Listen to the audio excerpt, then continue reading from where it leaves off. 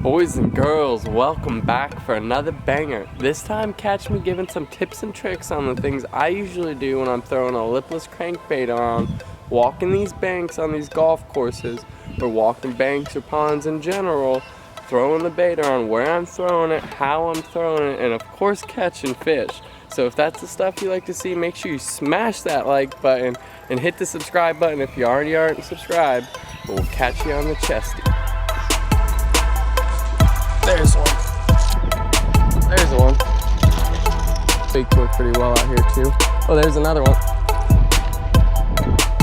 There's that one. Oh, there's one. There's a good one. Oh, there's another one.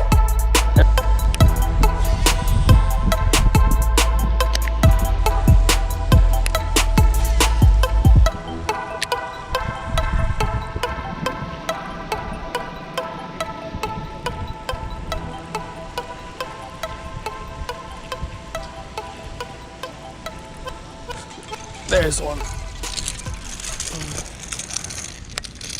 Alright guys, here's the first fish of the evening. He's barely hooked. There's a nice little 1 pound fish. Oh look, he got smacked by something before. Something tried to eat him when he was younger. But it's a nice little fish. Little guy, but getting back in the water. Gonzo. He is on his way to get bigger, fellers. One thing I always do after I catch a fish also is I'm gonna check my line. Again guys, I can't say it enough, just always check your line after you catch a fish, because you will lose that lure to a fray on something.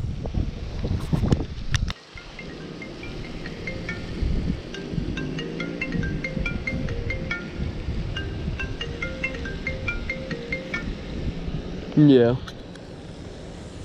What up?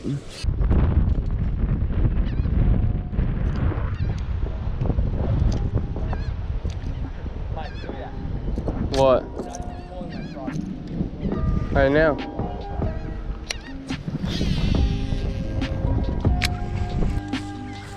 Alright guys, so what I'm hoping for is I'm hoping that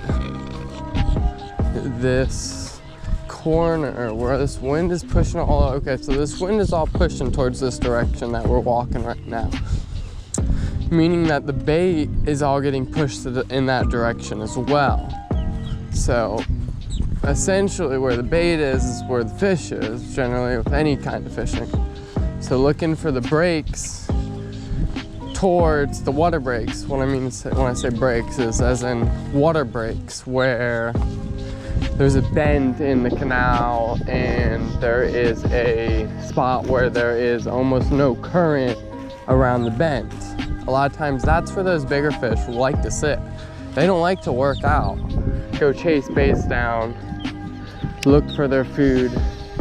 They like to just sit and let their food get pushed to them a lot of times, if they can. You know, overcast day, completely different story. But right now, where it's real windy and sunny out, or was real sunny out, starting to get dark now, so these fish are starting to push up right now, is when you want to look for these breaks for your big ones, you know, like right around these bends. That's what you want to target, things like that. Looking for the big ones, hoping. You know, it doesn't always work out like that, but the more you work a strategy, the better you are to have, more likely you are to have results with that strategy or with fishing at all. You know, if you go out fishing and have no idea what you're going to be doing, I'm not saying you won't catch anything, and there is times that I do that myself, but I am saying that when I go out with a plan and I make it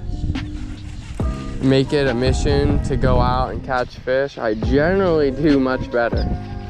But that's just me, you know, everyone's different. Yeah.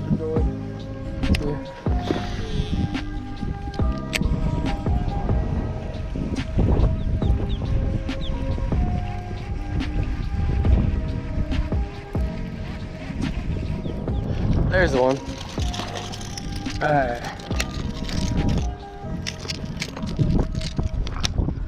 There's number 2, another little guy, but fish his last time. There's a little half pounder. Let's get him back in the water. Gonzo. Guys, what's doing it for me tonight so far in this last like 15 minutes has been this Strike King tungsten 2-tap in this chrome body blue back color. That's what's done it for me, a red eye pattern. It's got that tungsten 1-knocker sound. So always check your line again, guys. Always check your line after you get any fish, even if it's little. The little ones tend to tear it up a little bit more most of the time.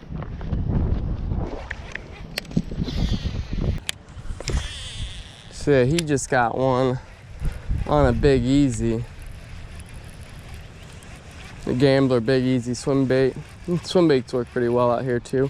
Oh, there's another one. There's another one. There's a little better fish. There's about a 1-pounder.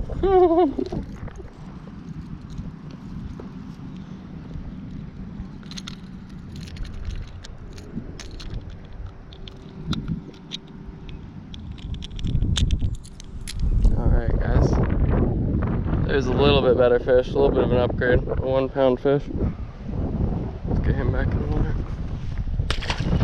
So it's nice catching these little fish, you know guys, it might not be the biggest fish, but I will say it is nice to get out here and be able to catch just about anything. I'll tell you what, it beats with all this corona stuff going on and not being able to leave the house very much. It's like getting out and just catching 2-3 fish, even little 1-pounders, even under little 1-pounders. You know, sometimes it beats not doing anything. Just saying, you know. It's fun to get out and do just something sometimes.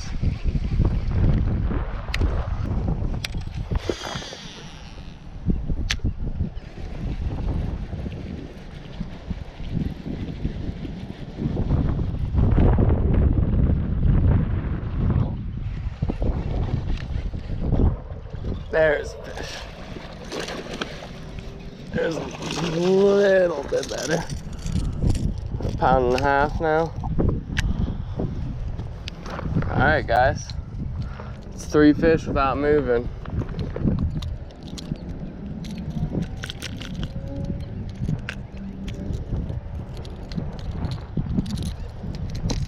Alright fellas. There's a little bit, a steady upgrade again. Pound, 1.5 pounds, 1.25 pounds, 1.5 pounds fish. Not a little bad fish, but well fellas, thanks guy. Appreciate it. Appreciate the smack. Any smack is nice. Right?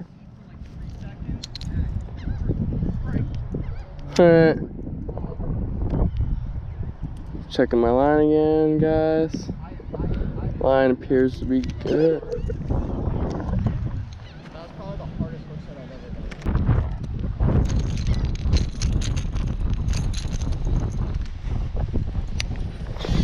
done. So it's 4 fish, guys. Colin got 1, 5 fish. Just ripping this trap. This tungsten 2-trap. You know, some days throwing a trap, guys, is the easiest thing to do.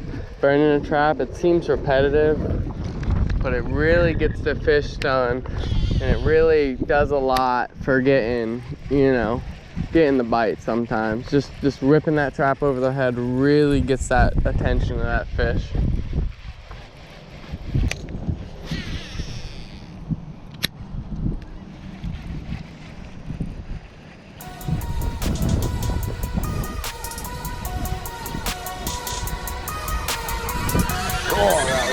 Oh, there's one. There's a good one. There's a better one. No, I can't flip him. That's a better fish. There's a 3-pounder. I'd say he's about 2.5. Came up and swiped at it. Look how he was hooked, guys. Look how he was hooked, guys. He was hooked. Just like that in his gill plate. Now let's go ahead and get that hook out of him for you guys. Alrighty.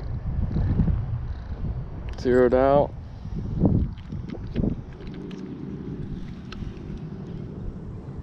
$2.79 LAKEY. So it's about 3 pounds.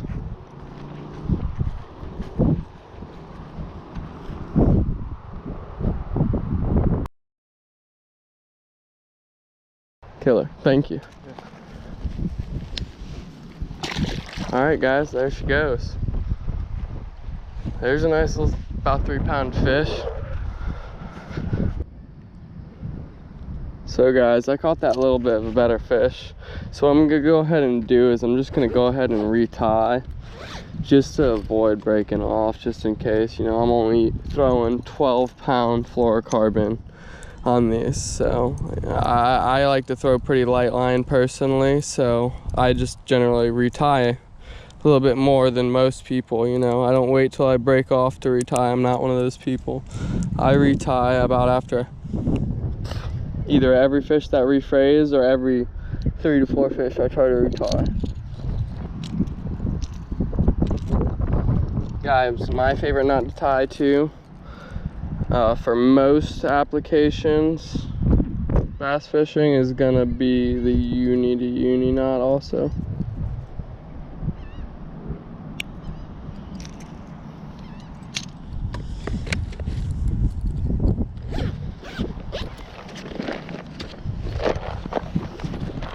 So Evan basically got one, Colton got one, I've gotten 5. You know, sometimes that's how it goes. Sometimes one person shines, sometimes multiple people shine when you go fishing. Oh, there's another one. There's another one, guys. All right, guys, there's another 2.5 pounder. He choked the trap.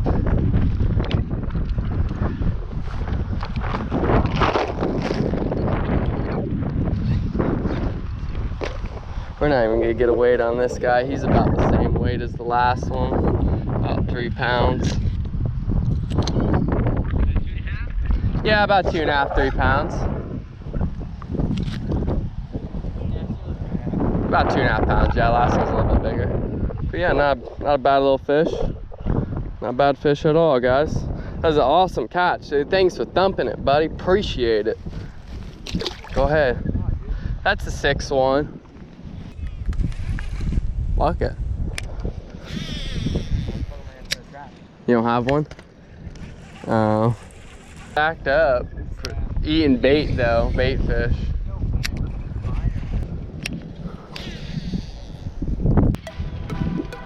Alright guys, you saw it. We were out here slaying them on the trap, man. It's always fun throwing a lipless crankbait, you know, even if you're just ripping it. It's just such a great feeling to just rip that thing along, and then all of a sudden there's that pause that just doesn't stop when you reel. It's that fish that's coming up and swiping on that bait. It's an awesome feeling. But make sure if you watch the video all the way through and you liked it to leave a like on the video, and make sure to subscribe if you're a new watcher. Make sure to subscribe to the channel and hit the bell for notifications as when I put out a video. But, all right guys, thanks for watching Fishing with Mike Jones. Have a great day, boys.